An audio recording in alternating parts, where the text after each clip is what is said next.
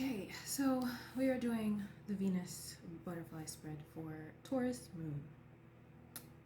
This one was interesting. When I was putting all of these cards together, things were happening. And so the center focus of this one is release your ex. And it says the time has come to clear your energy. Even if this isn't an ex you need to release, there is something tethering onto you that needs to be released. There just needs to be an energy cleanse. I'm seeing a bath with like flower petals and stuff like that. So the peak energy for the lunar side of this, I know I just like jumped right into it, but that's what we do, is Fortune's Wheel, which is luck and right timing. The bridging energy is justice, and resistance is the foundational energy for the lunar side. What I was getting from this is like the energy clearing feels like there's some kind of dirt from a residual energy, or like some kind of dirt or residual energy left behind from some kind of circumstances. Even if it wasn't an ex, there's something that has been released. It could be ex-friend, ex-lover, even like maybe even a spirit that was present at one point that was, that needs to be released. And with Gang Sarah, this card is giving like activism,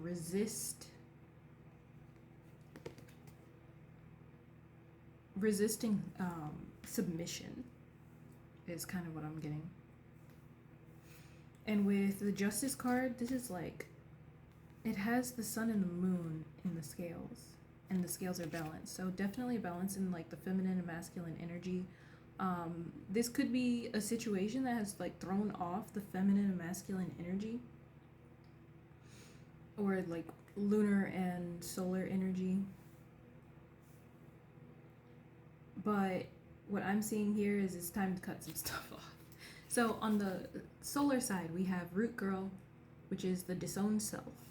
And this is about reclaiming something before the world has the time, reclaiming something from before. Like when we're, children, we believe we can do anything. We are easy manifestors.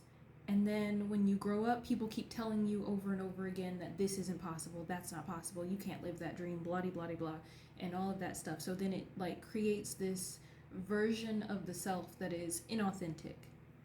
And you discard, all those dreams that you had previously, that version of yourself that, lived genuinely. I'm hearing like reclaim your weird.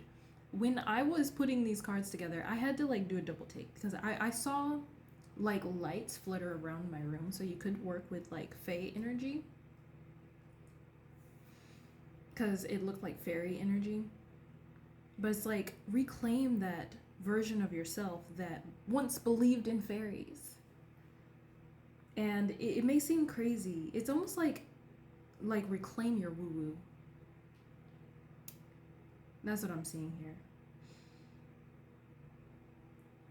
And so that's what I'm getting from this. We have the Queen of Swords here. This definitely is giving like time to cut some stuff off.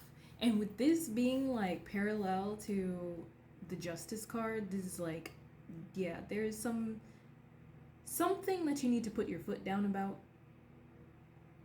or communicate clearly in order to clear the energy. You might only really need to speak, because both of these are air energy cards. You may only need to speak it, like tell something to leave you alone. And then we have, hold on, make sure it's set. I don't know if they're gonna flag me for that one, but she's nursing a baby. It says surrender. This feels like this kind of surrender isn't submission. It's kind of just like allowing the circumstance, like just experiencing the circumstances, because she's nursing a baby in this. So it's just like you can't do anything while you're, you know, nursing a baby. It ties up your hands or whatever. It's just kind of like, okay, this is what I'm like, paying attention to what's in the moment. So being present in the moment at this time will be very important. What else?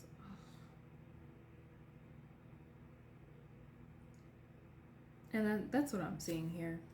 It's like something needs to be cleared, something needs to be cleared up, something needs to be cut off.